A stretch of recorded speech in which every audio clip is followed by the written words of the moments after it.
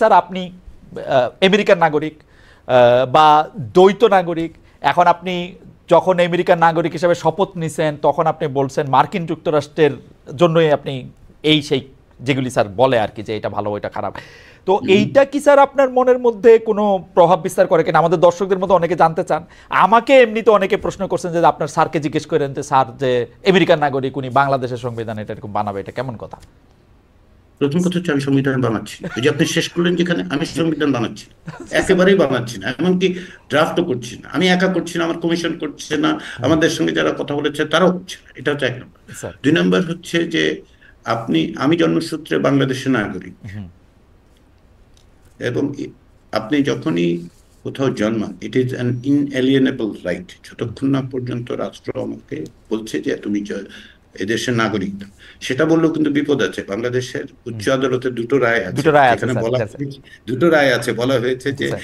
কেউ যদি জন্মসূত্রে নাগরিক হয় নিয়ে যেতে পারবেন। হুম। কিন্তু আপনার প্রশ্নের টেনরটা বুঝতে পারি, হুম। টোনটা বুঝতে হুম। পারি। হ্যাঁ, সেটা হচ্ছে যে ব্যক্তি হিসেবে হুম। এই এই দায়িত্ব পালনের জন্য নাগরিক হওয়াটার আবশ্যকতা কি আসলেই আছে? হুম। কিন্তু আমি কিন্তু বাংলাদেশের নাগরিক। হুম। আমি বাংলাদেশের দ্বৈত নাগরিকত্বই বলে, জন্মসূত্রে আমি বাংলাদেশের নাগরিক। হুম। তো সেই ক্ষেত্রে আপনি বলুন, 1972 সালে সংবিধান প্রণয়নের সাথে দুজন ব্যক্তি যুক্ত ছিল যারা বাংলাদেশি নয়। একটু হুম। খোঁজ নেন, জি স্যার। খোঁজ নিয়ে দেখুন, তারা বাংলাদেশি নন। হুম। হুম। আমি তো অন্তত পক্ষে বাংলাদেশি। স্যার আমি তো তারা লিখে, না না, খালেদ শেখকুদ্দে তারা জি লিখেছিলেন, তারা ড্রাফট করেছেন। জি দুজন ড্রাফট জি। করেছেন যারা বাংলাদেশি। আমি ড্রাফট করছি না, হুম। আমি একা করছি না। হুম। 9 জনের কমিশন, 1 লাখ লোকের বেশি ইসে নেওয়া হয়েছে। হ্যাঁ, ফলে হ্যাঁ, প্রশ্নটা করতে পারে, যে কোনো কেউ যে কোনো কিছু প্রশ্ন করতে পারে। জি স্যার। গণতান্ত্রিক সমাজে প্রশ্ন করবে না কেন? আপনারা, যে কোনো লোকের অ্যাকাউন্টেবিলিটি মেকানিজম তো থাকতে হবে। আমার অ্যাকাউন্টেবিলিটি তো আছে, অবশ্যই আছে। কিন্তু ওই যে শুরুটা হয় কোথায় জানেন? ওই যে যেখানে আপনি শেষ করেছেন, আপনি কি করে লিখবেন। আমি আমি লিখছি না ভাই। স্যার এটা খুবই সংবিধান ইন্টারেস্টিং। লেখার আমি যেটা বলি স্যার, এটা খুবই ইন্টারেস্টিং যে আমি দেখি যে ফুটবল টিমের কোচ বা যেই দেশে ক্রিকেট খেলাটা হচ্ছে প্রধান, ক্রিকেট টিমের কোচ বিদেশি, সেইটা নিয়েও অনেক সময় প্রশ্ন ওঠে যে হ্যাঁ পাকিস্তানের কোচ নিব নাকি ইন্ডিয়ার কোচ নিব, ইংলিশ কোচ নিব না মানে ওয়েস্ট ইন্ডিয়ান কোচ নিব, এবং জাতীয়তাবাদের প্রশ্ন ওঠে যে আমাদের সালাউদ্দিন সাহেব থাকতে অন্যরা কেন হবে।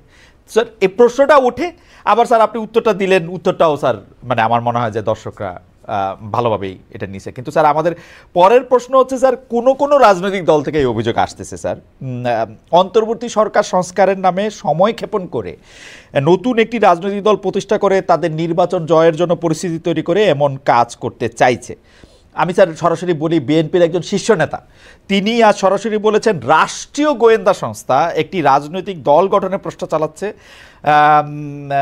চালাচ্ছে। স্যার আপনার কাছে কি মনে হয় যে যে সংস্কারের জন্য স্যার মানে কিছুটা সময় ক্ষেপণ করা, এই এই অভিযোগটা কি স্যার মানে আপনার কাছে খুব মানে যেটাকে বলা হচ্ছে যে খুব সময় ক্ষেপণ তো হচ্ছে না, 90 দিনের সময় দেওয়া হয়েছে। আপনি কি মনে করেন 90 দিনের না চেয়ে স্যার, কম আপনি তো সময়? দিয়ে দিলেন। এখন এটা নিয়ে যদি ইউনূস সাহেব পয়সা থাকে, এখন প্রফেসর আলী রিয়াজ বলছে আমাকে এটা অপেক্ষা সংস্কার করে করেন, যেতে দেখেন আমি 5 বছর লাগবে। না, ওই পর্যন্ত তো 5 বছর তো হয়নি।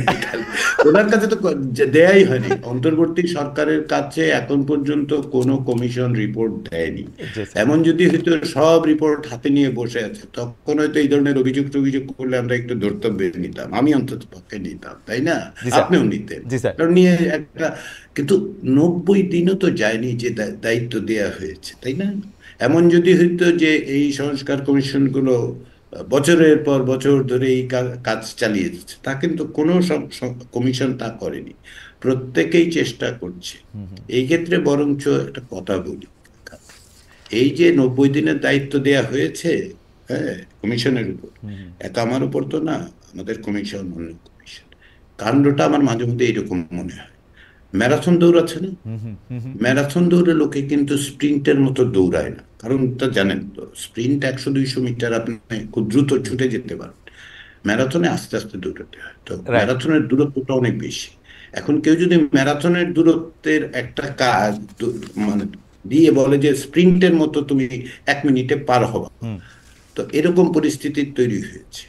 ফলে আমি বলি যে এই পর্যন্ত সময় ক্ষেপণের কিছু ঘটে নাই, হুম। এমন কিছু ঘটে নাই যার থেকে এই কথা মনে করতে হবে যে সংস্কারের নামে সময় ক্ষেপণ করা হচ্ছে, আমি তা দেখতে পাইনি। স্যার